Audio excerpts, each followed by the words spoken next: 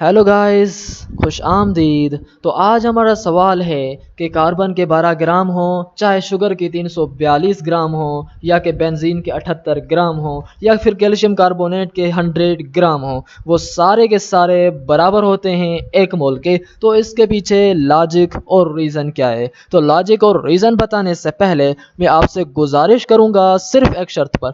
अगर आपको ये वीडियो लास्ट तक पसंद आए और आपको ये सवाल समझ आए तो फिर हमारे चैनल को लाइक और सब्सक्राइब ज़रूर करना, और अगर ना आए तो फिर आपकी मर्ज़ी है।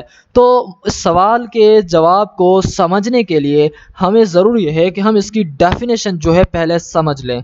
वो डेफिनेशन यूँ है कि जब आपके पास एक एटॉमिक मास है, या आपके पास एक मॉलिक्यूलर मास है, या फिर फार्मूला मास है, अगर उसको आप ग्राम्स में एक्सप्रेस करते हैं यानी कि लिखते हैं, तो वो 1 मोल के बराबर हो जाएगा। तो चलो चलते हैं आंसर की तरफ।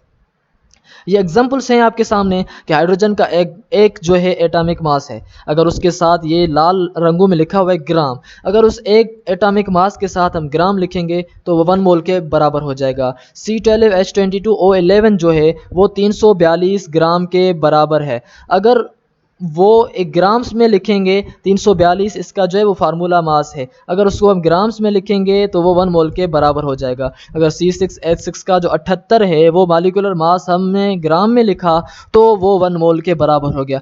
बल्कि आप जितना वैल्यू बढ़ाओ, जितना आपके पास वैल्यू छोटा है या बड़ा है, लेकिन 1 मोल के बराबर ज़रूर है। तो आप सोचेंगे बड़ा हो या छोटा हो, मोल एक ही के बराबर है। इसके पीछे जो है वो केमिस्ट्री का एक लॉजिक है। तो आप उस लॉजिक को आप समझें कि अगर फ़र्ज़ करें, सपोज़ करें कि आपके पास जो हैं वो 2 रजिस्टर हैं, वो बड़े रजिस्टर हैं। वो 2 रजिस्टर आप जब तराजू में रखते हैं तो वो 1 किलो के बराबर हो जाते हैं। और दूसरी जानिब आपके पास जो हैं वो 10 जो हैं पेंस के डब्बे हैं। अगर 10 पेंस के डब्बे आप तराजू में रखते हैं तो वो जो हैं 1 किलो के बराबर हो जाते हैं। तीसरी तरफ आपके पास 100 जो हैं वो क्या हैं जी, रबड़ हैं। अगर 100 रबड़ आप तराजू में रखते हैं तो वो 1 किलो के बराबर हो जाते हैं।